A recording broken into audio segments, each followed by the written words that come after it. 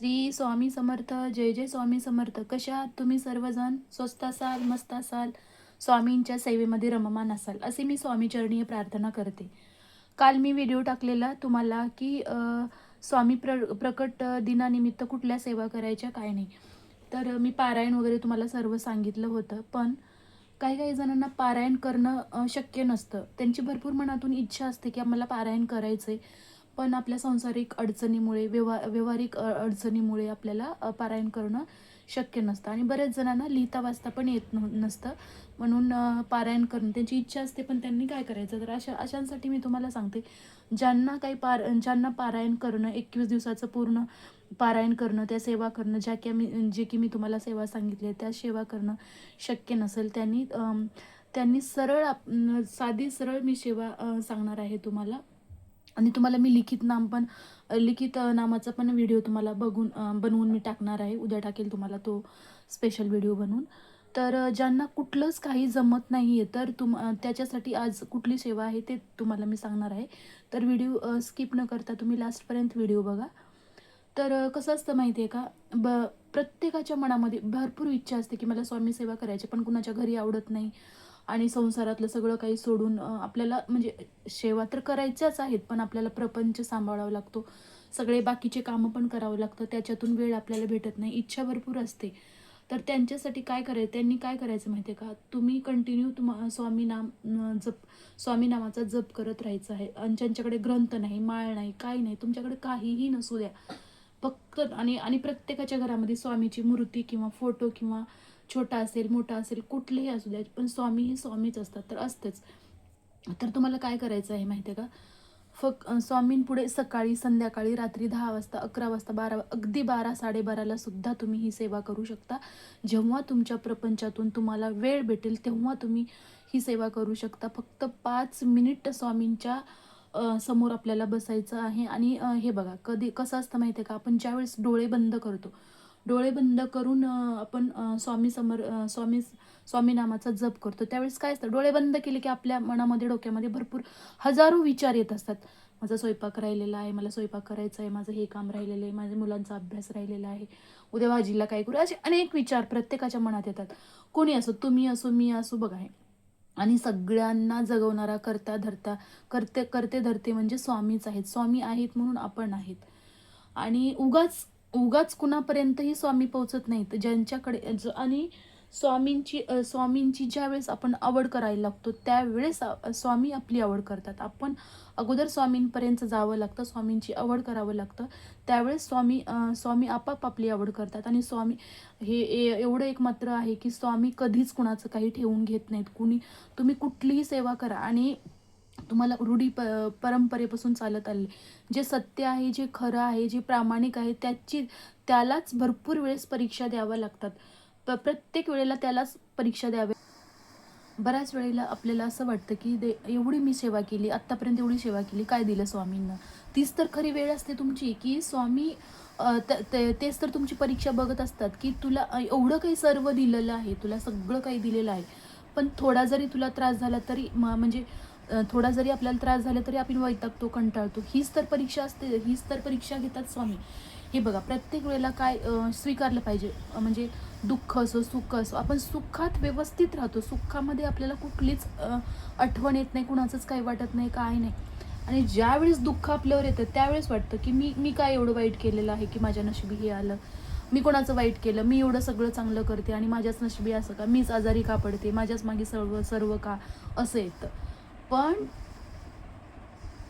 वर्षानुवर्ष चालत आलेली हीच परंपरा आहे की जे सत्य लोक असतात, जे खरे असतात, जे प्रामाणिक असतात, त्यालाच बार बार परीक्षा द्यावी लागते. त्याचीच परीक्षा स्वामी घेत असतात. जे परीक्षेला खरा उतरणार आहे त्याचीच परीक्षा स्वामी घेत असतात आणि त्यांना फळ पण स्वामी देत असतात. त्यासाठी जशी परिस्थिती आहे त्याच्यामध्ये तुम्ही खुश राहायला शिका. त्या परिस्थितीला सामोरं जाण्याची ताकद तुमच्यात ठेवा.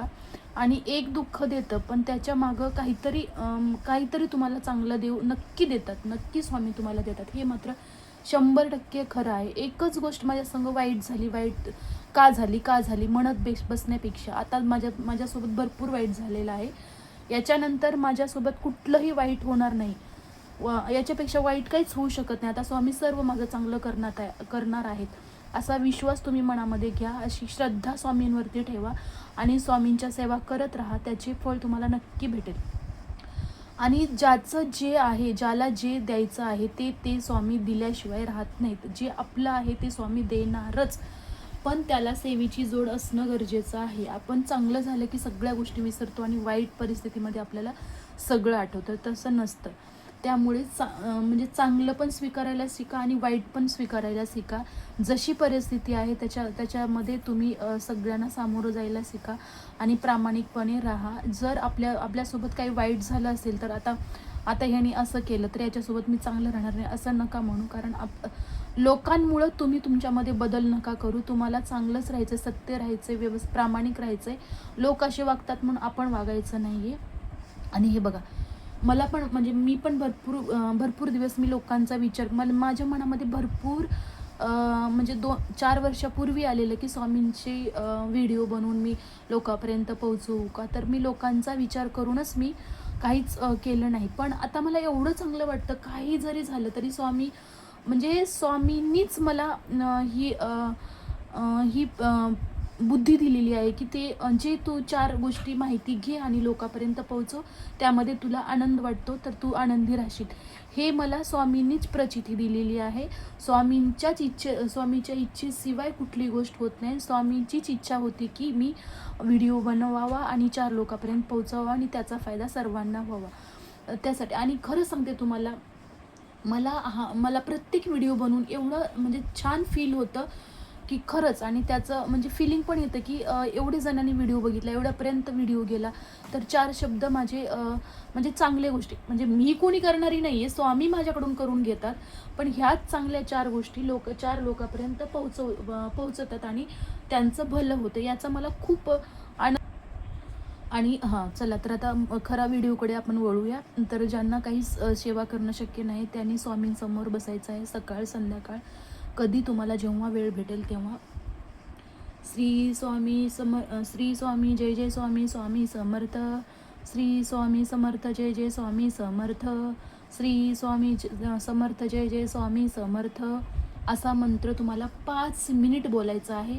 आणि ज्या वेळेस तुम्ही मंत्र बोलता त्यावेळेस तुमची जे ध्वनी आहे तुमच्यामधून श्री स्वामी समर्थ जे ध्वनी म्हणजे आवाज येतो, त्या आवाजाकडे तुमचं कानाचं लक्ष तिकडे असलं पाहिजे. म्हणजे तुमच्या आवाजाकडे कानाचं लक्ष असलं पाहिजे. म्हणजे एकदम आपण प्रसन्न वाटतं, म्हणजे डोक्यातले दुसरे काही विचार. ज्यावेळेस तुम्ही डोळे बंद करून स्वामी स्मरण करता त्यावेळेस तुमच्या डोक्यामध्ये अनेक विचार येतात. त्यामुळे डोळे उघडे ठेवून स्वामींकडे पाहून, स्वामींच्या डोळ्यांकडे, स्वामींच्या मूर्तीकडे पाहत तुम्हाला स्वामी किंवा श्री स्वामी समर्थ, श्री स्वामी समर्थ, श्री स्वामी समर्थ, श्री स्वामी समर्थ असा साधा मंत्र आहे. स्वामी समर्थ, श्री स्वामी समर्थ, श्री स्वामी समर्थ, श्री स्वामी समर्थ. काहीच अवघड नाही आहे. 2 शब्द आहेत. तुम्हाला फक्त तुमचा आवाज तुमच्या कानाला ऐकायला आला पाहिजे आणि मन तुमचं एकाग्र झालं पाहिजे. 5 मिनिट ही सेवा करा, बाकी काही नका करू तुम्ही.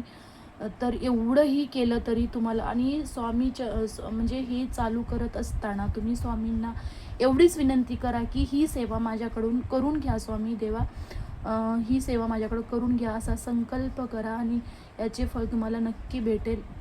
प्रकट दिनानिमित्त कसलीही सेवा जशी जमल तशी तुम्ही करा. फक्त तुमचं मन साफ असलं पाहिजे, तुमचं मन स्थिर असलं पाहिजे आणि तुमची जी श्रद्धा आहे ती श्रद्धा अतूट असली पाहिजे की स्वामी मला देणारच, मला माझं फळ देणार. सगळं काही तुम्हाला दिलेलं आहे, पण माझ्या काय बोलतात पुण्याचा म्हणजे माझ्या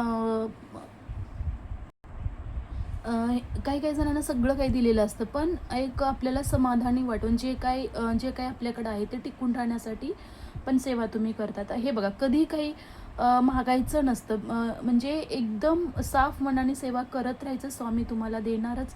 आणि कधी मागावं पण लागतं आपल्याला, मागितल्याशिवाय पण कुठली गोष्ट मिळत नाही. स्वच्छ मनाने, निर्मळ मनाने आणि श्रद्धेच्या मनाने स्वामींना तुम्ही मागा.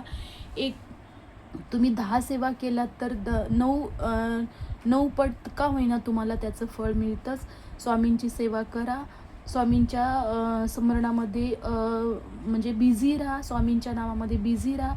आणि प्रत्येक वेळेला कधी तुम्हाला वाटलं की बाबा मला काहीच काम, कसं असतं माहिती आहे का, आपल्याला जे दोष लागलेले असतात ते तुमच्या मनात असतं भरपूर, सेवा करायची पण तुमच्या मागं जे तुम्हाला जे दोष लागलेले असतात ते तुम्हाला त्या सेवेपर्यंत पोहोचू देत नाहीत आणि त्या सेवा तुम्हाला करू देत नाहीत. तरी पण आपण वेळात वेळ काढून एकदा स्वामींच्या नामाची तुम्हाला गोडी लागली रे, मग काही नाही. एकदा स्वामींची गोडी लागली की तुम्ही ती आपाप करणारच. पण स्वामींची गोडी लावून घेणं हे आपलं काम आहे. एकदा स्वामी नामांची गोडी लागली की लागली, मग बस आपलं एवढं मन प्रसन्न होतं, एवढं सगळं म्हणजे प्रसन्न वाटतं की बस सांगूच नका. तुम्ही करून बघा स्वामींचा जप, 5 मिनिट स्थिर राहून म्हणून बघा. बाकी काहीच तुम्हाला माळ लागणार नाही, स्वामी समर्थ ग्रंथ लागणार नाहीये, तुम्हाला काहीही लागणार नाहीये. तुम्ही असो, मी असो, कोणीही असो, आपण सर्व एकच आहेत. सर्वांना स्वामी आणि सर्वजण स्वामींची सेवा करतात. सर्वांना फळ भेटत आहे. स्वामी कुणाचं काही कधी ठेवून घेत नाहीत. सर्वांना स्वामी देत असतात. त्यासाठी स्वामींच्या सेवेमध्ये तुम्ही रममान राहा आणि स्वामींची सेवा तुम्ही करत राहा. त्याचे फळ तुम्हाला नक्की भेटेल. जशी होईल, जसं जमल तसं तुम्ही सेवा करत राहा. आणि प्रत्येक वेळेला तुम्हाला मी हेच सांगते की मन साफ असू द्या, श्रद्धेने तुम्ही सेवा करा, त्याचं फळ तुम्हाला नक्की भेटेल. चला, तर आजची सेवा मी स्वामीचरणीय रुजू करते आणि पुढच्या व्हिडिओमध्ये आपण भेटूया. तोपर्यंत श्री स्वामी समर्थ.